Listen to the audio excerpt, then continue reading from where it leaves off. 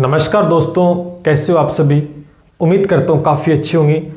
दोस्तों, आज हम राजस्थान की कला संस्कृति को पढ़ने वाले हैं, जिसके अंदर हम आज जो टॉपिक हम ले रहे हैं वो है मेले और त्यौहार। यहाँ से 3 से 4 प्रश्न हर परीक्षा में दोस्तों देखने को मिलता है। बड़े ही आसान तरीके से इस टॉपिक को आज हम कवर करेंगे और 2 से 3 पार्ट के अंदर ये क्लास दोस्तों पूरी होगी। आज इसका पहला पार्ट है, तो बहुत अच्छी क्लास होने वाली है। आपके राजस्थान पटवार है, ग्राम सेवक आने वाली भर्ती, उसके बाद में Rajasthan high court, LDC, group D जैसी कई और परीक्षाएं जिनमें राजस्थान जीके के अंदर कला व संस्कृति का टॉपिक आपको देखने को मिलता है, वहाँ ये टॉपिक दोस्तों पूछा जाता है। तो लाइक, शेयर और सब्सक्राइब कर लीजिएगा अगर अभी तक आपने नहीं किया है। चलिए शुरू करते हैं। दोस्तों, सबसे पहले जब मेले और त्यौहार हम पढ़ते हैं तो हमें महीनों के नाम दोस्तों पता होने चाहिए।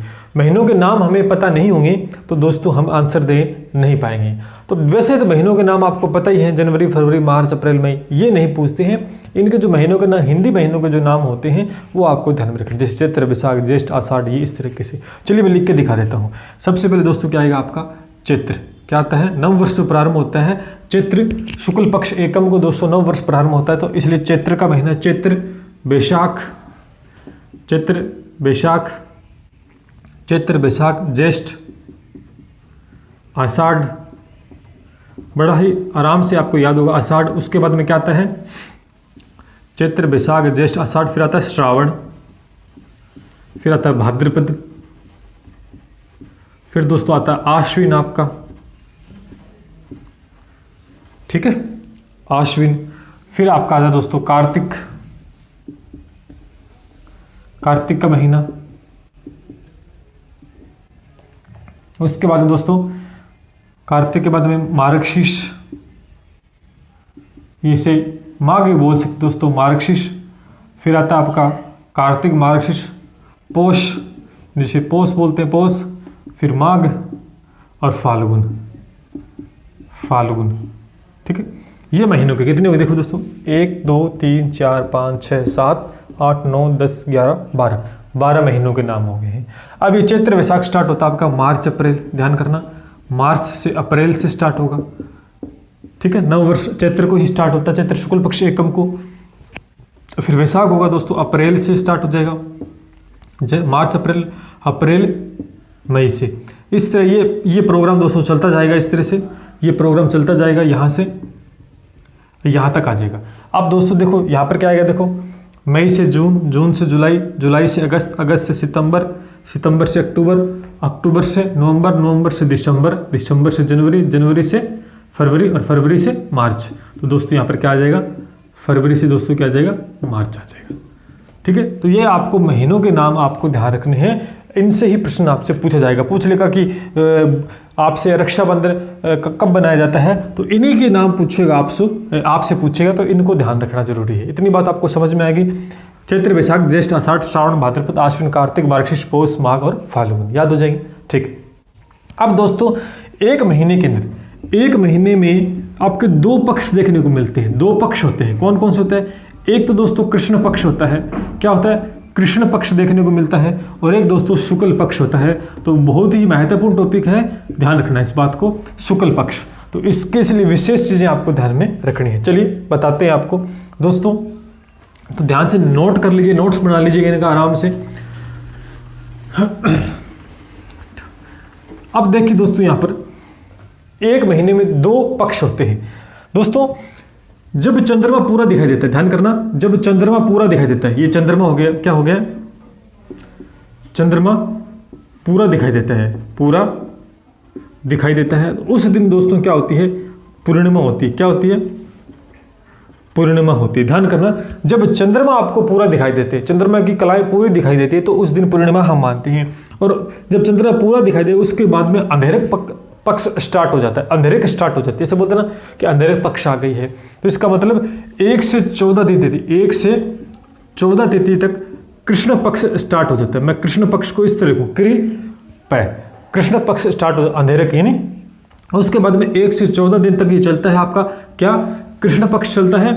और जब चंद्रमा पूरा दिखाई देता नहीं, जब चंद्रमा गायब हो जाता है, अंधेरा सा छा जाता है, काली रात होती है, तो दोस्तों तब क्या हो जाता है, जब चंद्रमा यानी 15वीं तारीख को दोस्तों अमावस्या आती है, अमावस्या, अमावस्या, ठीक है। कब? 15वीं तिथि को, यानी कृष्ण पक्ष के 15वीं तिथि को क्या हो जाती है? अमावस्या। उसके बाद में शुक्ल पक्ष, जब अंधेरा छा गया उसके बाद में क्या होगा, है ना, 1 से 14 तारीख तक आपका शुक्ल पक्ष स्टार्ट हो जाएगा। शुक्ल पक्ष दोस्तों स्टार्ट हो जाएगा। और जब 15वीं तारीख को जब चंद्रमा पूरा दिखाई देता है, जब चंद्रमा पूरा दिखाई देगा तो उस दिन दोस्तों क्या हो जाएगी? आपकी पूर्णिमा हो जाएगी, ठीक है।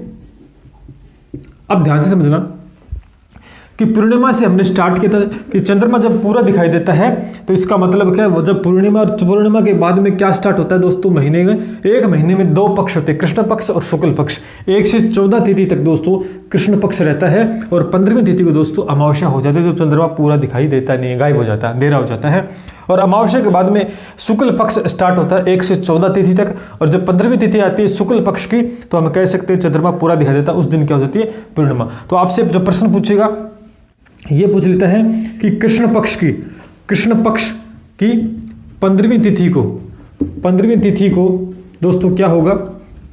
15वीं तिथि को दोस्तों क्या होता है? 15वीं तिथि को अमावस्या होती है। और इसी तरीके से दोस्तों ये होती है अमावस्या, ठीक है। और इसी तरीके से शुक्ल पक्ष की दोस्तों 15वीं तिथि को, ये बड़ी लगा दी की मात्रा ध्यान करना, ठीक है। क्या होता है? उस दिन दोस्तों पूर्णिमा होती है। तो ये विशेष कर आपको ध्यान में रखना है, शुक्ल पक्ष की 15वीं तिथि को दोस्तों पूर्णिमा होती है, ठीक है। अब यहां पर एक प्रश्न बनता है कि नव वर्ष कब प्रारंभ होता है? नव वर्ष चैत्र शुक्ल पक्ष एकम को स्टार्ट होता है। कब होता है? एकम को होता है। चैत्र शुक्ल पक्ष क्या होता है? एकम को स्टार्ट होता है। और आपका जो महीना जो प्रारंभ होता है वो कृष्ण पक्ष को प्रारंभ होता है। महीना कब प्रारंभ होता है? कृष्ण पक्ष को। तो महीने की शुरुआत मैं यहाँ लिख देता हूँ, आपको दिखाई दे रहा होगा कि माह की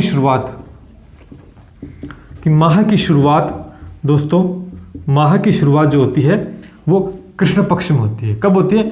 कृष्ण पक्ष को दोस्तों होती है। ये विशेष कर आपको ध्यान में रखना है। यानी ये चीज यहां से सीधा प्रश्न पूछा जाएगा दोस्तों, यानी पूर्णिमा कब आती है? शुक्ल पक्ष की 15वीं तिथि को आती है। और यहाँ पे आप ये कह सकते हो कि कृष्ण पक्ष की 15वीं तिथि को क्या होती है दोस्तों? अमावस्या आती है। तो ये कृष्ण पक्ष की 15वीं तिथि अमावस्या, शुक्ल पक्ष की 15वीं तिथि को पूर्णिमा, और माह की जो शुरुआत होती है वो कृष्ण पक्ष को, और नव वर्ष की शुरुआत दोस्तों चैत्र शुक्ल पक्ष को। शुक्ल पक्ष में एकम को स्टार्ट है दोस्तों हम पढ़ते हैं त्योहार। सबसे पहले श्रावण मास के त्योहार पढ़ते हैं। किस मास के? श्रावण मास के। चलिए हेडिंग लगा लीजिए दोस्तों, श्रावण मास के। हम वही त्योहार सब पढ़ेंगे जो महत्वपूर्ण है श्रावण माह के, ठीक है, जो एग्जाम में पूछे जाते हैं। ऐसे तो बहुत त्योहार आते हैं छोटे मोटे जो एग्जाम में पूछे दोस्तों नहीं जाते। सबसे पहले त्योहार आता है छोटी तीज। क्या आता है? छोटी तीज। नाम सुना होगा, छोटी तीज। दोस्तों छोटी तीज को हम श्रावणी तीज बोलते हैं। क्या बोलते हैं? श्रावणी तीज भी दोस्तों इससे बोली जाती है। ये याद आपको रखना है। श्रावणी तीज किसे कहते हैं? छोटी तीज को बोलते हैं। सबसे पहले छोटी तीज कब आती है ये प्रश्न पूछा जाएगा। तो दोस्तों ये चैत्र शुक्ल पक्ष तृतीया को आती है दोस्तों। कब आती है? तृतीया को। याद रखना, आपसे सीधा पूछे कि छोटी तीज कब आती है, तो चैत्र शुक्ल पक्ष तृतीया को दोस्तों आती है, ठीक है। यह विशेष त्योहार जयपुर में दोस्तों मनाया जाता है। जयपुर में दोस्तों तीज सवारी निकाली जाती है। तीज सवारी दोस्तों निकाली जाती है। जयपुर के अंदर विशेष रूप से इस त्योहार की मान्यता है और तीज की सवारी दोस्तों जयपुर में निकाली जाती है। छोटे तीज की ध्यान करना, चैत्र शुक्ल पक्ष तृतीया को आती है। श्रावणी तीज भी इसे बोलते हैं। जयपुर के अंदर इसका मेला भरता है और तीज की सवारी दोस्तों निकाली जाती है। एक विशेष बात इससे पूछी जाएगी दोस्तों, एक आपको तथ्य दे देगा कोई बड़ा एग्जाम है कि तीज त्योहारा बावड़ी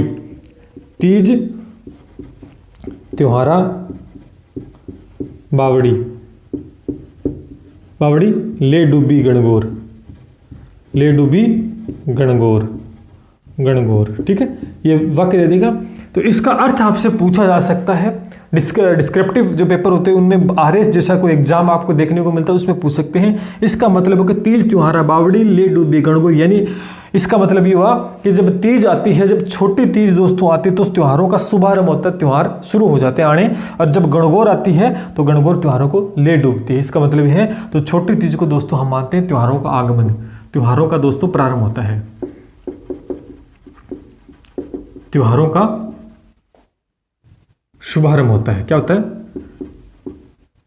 शुभारंभ कब होता है? छोटी तीज को होता है। तीज त्योहार बावड़ी ले डूबी गड़गोर, ये आपने सुना भी दोस्तों होगा।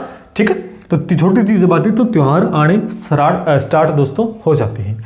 एक छोटी तीज के ऊपर एक सिंजारा शब्द भी आपको देखने को मिलेगा, सिंजारा। सिंजारा, इसका मतलब क्या है? सिंजारा, सिंजारा का मतलब क्या है दोस्तों? जब छोटी तीज आती है तो विवाहित महिलाएं और कुंवारी कन्याएं व्रत रखती है। सिंजारा छोटी तीज को मनाया जाता है, यानी कुंवारी कन्याएं और विवाहित महिलाएं इस दिन व्रत रखती है और उनको उनके माता पिता, सास ससुर के द्वारा वस्त्र, आभूषण और बहुत सारी चीज़ें दी जाती है, उनको भेंट की जाती है। तो इसी त्यौहार को दोस्तों हम छोटी तीज सिंजारा कहते हैं। इस चीज़ को, यानी ये जो प्रोसेस होती है, जो प्रक्रिया होती है त्यौहार के दिन, इसे दोस्तों हम सिंजारा कहते हैं। विवाहित महिलाएं क्यों व्रत रखती हैं? अपने पति की लंबी आयु के लिए, दीर्घायु के लिए व्रत रखती हैं। और जो कुंवारी कन्याएं होती हैं वो रखती हैं एक अच्छे वर की कामना के लिए, इस दिन व्रत रखती हैं। और जो प्रोग्राम होता है, सास ससुर के द्वारा कपड़े, वस्त्र, आभूषण जो भी चीज़ देते हैं अपने विवाहित महिला को, यानी बहू को देते हैं, तो वो दोस्तों सिंजारा कहलाता है। तो याद रखना, सिंजारा छोटी तीज के दिन दोस्तों मनाया जाता है साथ साथ में। तो ये था श्रावण का पहला त्यौहार जो कि छोटी तीज, बड़ा फेमस है, यहाँ से प्रश्न बने सकता है। अब दोस्तों पढ़ते हैं रक्षाबंधन, जो कि बहुत ही महत्वपूर्ण त्यौहार है श्रावण मास का। दोस्तों पढ़ते हैं रक्षाबंधन, जो कि श्रावण मास का बहुत ही अच्छा त्यौहार है, रक्षाबंधन। ठीक है, इससे रिलेटेड कई बार दोस्तों प्रश्न पूछा गया है। रक्षाबंधन कब मनाया जाता है दोस्तों? श्रावण पूर्णिमा को। श्रावण पूर्णिमा को दोस्तों ये मनाया जाता है, ये विशेषकर आपको ध्यान रखना है। इसे दोस्तों नारियल पूर्णिमा भी कहते हैं, नारियल।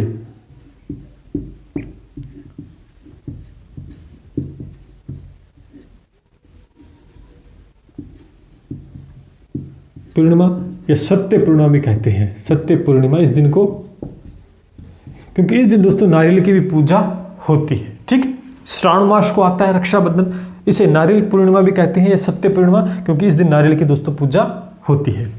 इस दिन विशेष बात क्या होती है? समापन होता है। इस दिन क्या होता है? समापन होता है अमरनाथ यात्रा का। अमरनाथ जो यात्रा होती है, अमरनाथ यात्रा का दोस्तों क्या होता है? समापन होता है। क्या होता है? कब होता है? श्रावण पूर्णिमा को होता है। कब होता है? श्रावण पूर्णिमा को होता है। इस दिन बर्फानी शिवलिंग बनता है। अमरनाथ यात्रा का समापन होता है कब? प्रश्न पूछा जा सकता है, इंपॉर्टेंट है, श्रावण पूर्णिमा को। और आपसे ये पूछ ले कि अमरनाथ यात्रा का प्रारंभ कब होता है? अमरनाथ यात्रा का समापन तो पता लग गया, कब होता है? श्रावण पूर्णिमा को। और आपसे यात्रा का प्रारंभ पूछ ले तो कब होता है भैया? ये भी प्रश्न पूछ सकते हैं, तो आषाढ़ पूर्णिमा को। आषाढ़ पूर्णिमा को। ठीक है, तो इतनी विशेष बात आपको ध्यान रखनी है रक्षाबंधन से। श्रावण पूर्णिमा को आती है, इस दिन नारियल पूर्णिमा भी होती है, सत्य पूर्णिमा भी होती है। अमरनाथ यात्रा का समापन होता है श्रावण पूर्णिमा को। अगर प्रारंभ पूछ ले तो आषाढ़ पूर्णिमा को। यानी जब पूर्णिमा हो गई तो इसके बाद में क्या स्टार्ट हो जाएगा दोस्तों? कृष्ण पक्ष। श्रावण का कृष्ण पक्ष स्टार्ट हो जाएगा। इसके बाद में श्रावण का कृष्ण पक्ष और दो त्यौहार आते हैं। एक तो आता है आपका नागपंचमी, आपसे पूछी जा सकती है नागपंचमी, ये कब मनाई जाती है? तो दोस्तों श्रावण पूर्णिमा पूरी होगी तो कृष्ण पक्ष स्टार्ट हो गया, यानी श्रावण कृष्ण पक्ष को, और पंचमी है तो पंचमी, ध्यान करना। श्रावण कृष्ण पक्ष पंचमी को दोस्तों नाग पंचमी मनाई जाती है, ध्यान करना, क्योंकि श्रावण पूर्णिमा पूरी होगी, उसके बाद में कृष्ण पक्ष दोस्तों शुरू हो जाता है।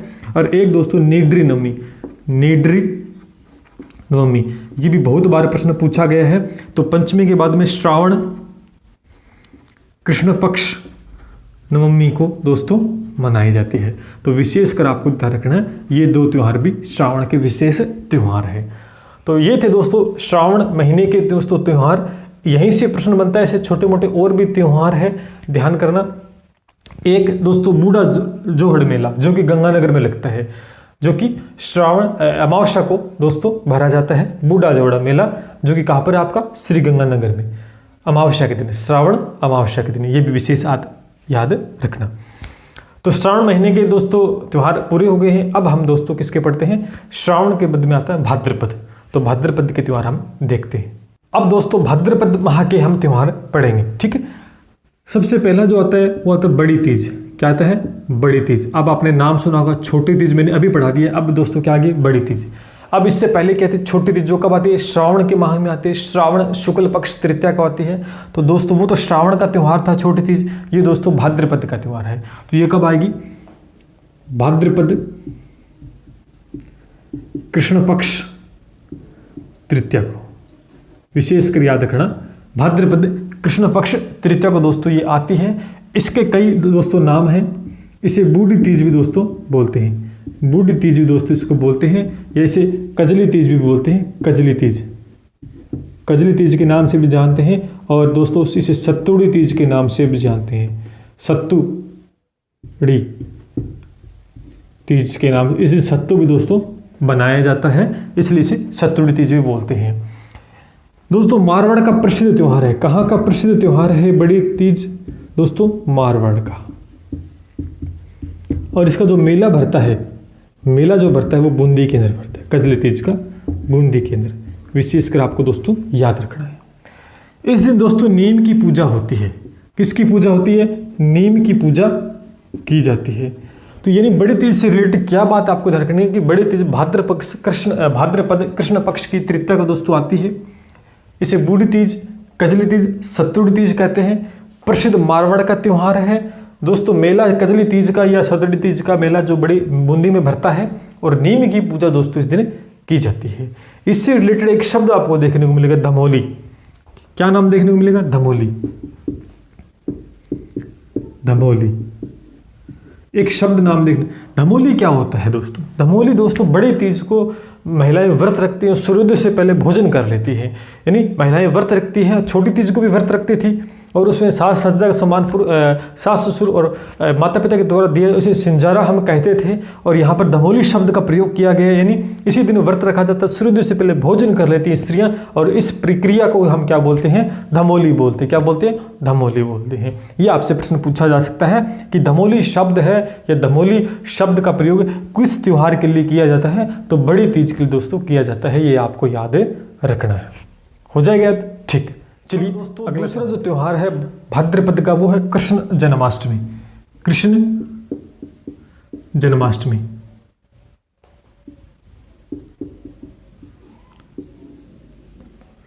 जन्माष्टमी, ठीक है। कब आती है? आपसे पहला प्रश्न पूछेगा भाद्रपद का है त्यौहार, तो भाद्रपद कृष्ण पक्ष अष्टमी को। मैंने 8 का मतलब अष्टमी हो गया, यानी भाद्रपद कृष्ण पक्ष अष्टमी को आती है। ध्यान रखना इस विशेष बात को दोस्तों। इसी दिन कृष्ण जी का जन्म होता है, तो इसी दिन जो जन्म होता है, इसी दिन जो जन्म होता है जम्बो जी का भी होता है। जम्बो जी का भी दोस्तों जन्म होता है। कहाँ पर? पीपासर नागौर में। पीपासर नागौर में जन्म होता है किसका? जम्बो जी का। और इसी दोस्तों इसी दिन जो जन्म होता है एक और संत का यहाँ पर होता है, मेहा जी का। मेहा जी का होता है। कहाँ पर होता है? बापणी गांव में। बापणी गांव, ठीक है, ओशिया के अंदर। ओशिया कहाँ पर? जोधपुर में दोस्तों, ओशिया में होता है। हो जाएगा। इसी दिन दोस्तों एक उर्स लगता है। किसका? शक्कर बाबा पीर का। शक्कर बाबा पीर का, जिसे किसी नाम से जानते हैं नरहड़ के पीर। नरहड़ के पीर के नाम से दोस्तों जानते हैं, जो कि कहाँ पर है? चिड़ावा के अंदर। और चिड़ावा यानी आगे क्या आ गया? झुंझुनू। क्या आ गया? झुंझुनू के अंदर है। तो ये इतनी बात आपको कृष्ण जन्माष्टमी रिलेटेड आपको ध्यान में रखनी है। यानी कृष्ण जन्माष्टमी सीधा प्रश्न पूछेगा कब मनाई जाती है, कब आती है? भाद्रपद कृष्ण पक्ष की अष्टमी को आती है। इसी दिन जम्बो जी का जन्म पीपासर नागौर में होता है। इसी दिन मेहा जी का जन्म दोस्तों बापड़े गांव ओशिया में होता है। और इसी दिन उर्स लगता है। उर्स का मतलब मेला होता है। शक्कर बाबा पीर का, नरहड़ के पीर के नाम से प्रसिद्ध चिड़ावा झुंझुनू के अंदर। तो ये कृष्ण जन्माष्टमी की इतनी बातें आपको ध्यान में रखनी है। अगला त्यौहार हम देखते हैं। तो अगला जो त्यौहार है वो है गोगा नवमी। क्या है? गोगा नवमी। ये कब आती है दोस्तों? सीधा सा है, भाद्रपद का त्यौहार है। भाद्रपद कृष्ण पक्ष नवमी को आती है। नौ लिख दिया, इसका मतलब नवमी नहीं, नवमी दिख रहा है, गोगा नवमी, इसे दोस्तों गोगा नवमी भी हम कहते हैं, ये लिखा ही हुआ है, ठीक है। भाद्रपद कृष्ण पक्ष नवमी को दोस्तों आती है। दोस्तों यहाँ पर दोस्तों ये जो मेला भरता है वो गोगा मेड़ी के अंदर भरता है, गोगा मेड़ी में। अब गोगा मेड़ी काफ़ी प्रसिद्ध है भारत में दोस्तों। कहाँ पर है? नोहर तहसील के अंदर है, नोहर तहसील, जिला दोस्तों हनुमानगढ़, जिला दोस्तों हनुमानगढ़ के अंदर है, हनुमानगढ़, ठीक है, राजस्थान में। इससे गोगा मेड़ी को दोस्तों हम धुर मेड़ी के नाम से भी जानते हैं, धुर मेड़ी, धुर मेड़ी के नाम से भी दोस्तों जानते हैं।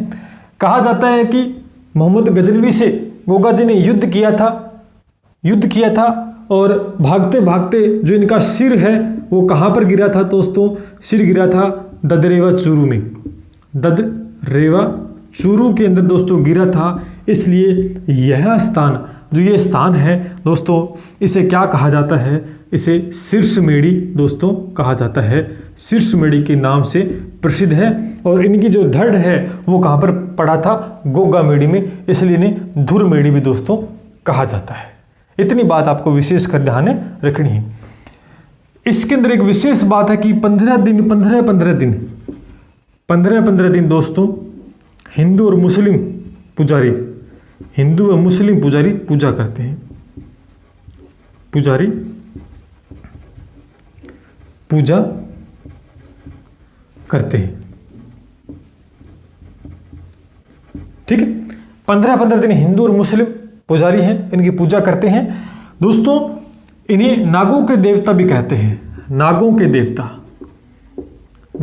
देवता के नाम से भी दोस्तों जाना जाता है गोगा जी को, नागों के देवता से। और दोस्तों दूसरा जो महत्वपूर्ण प्रश्न है दोस्तों, जाहर पीर के नाम से भी दोस्तों ने जानते हैं। यूपी के अंदर अलग अलग राज्यों के अंदर अलग अलग नाम से जानते हैं। यूपी में दोस्तों पीले वस्त्र पहनकर यूपी से लोग यहाँ पर पूजा करने, ये मेले के अंदर सम्मिलित होने आते हैं पीले वस्त्र पहनकर, वो इन्हें जाहर पीर के नाम से भी दोस्तों जानते हैं। तो इतनी बात भी आपको ध्यान में रखना है। गोगा नवमी से रिलेटेड ये प्रश्न पूछे जा सकते हैं। भाद्रपद कृष्ण पक्ष नवमी को दोस्तों ये मेला भरता है। करीबन ये 1 से 1.5 महीने दोस्तों ये मेला भरता है और करीबन दोस्तों लाखों में श्रद्धालु यहाँ पर धोख लगाने के लिए आते हैं।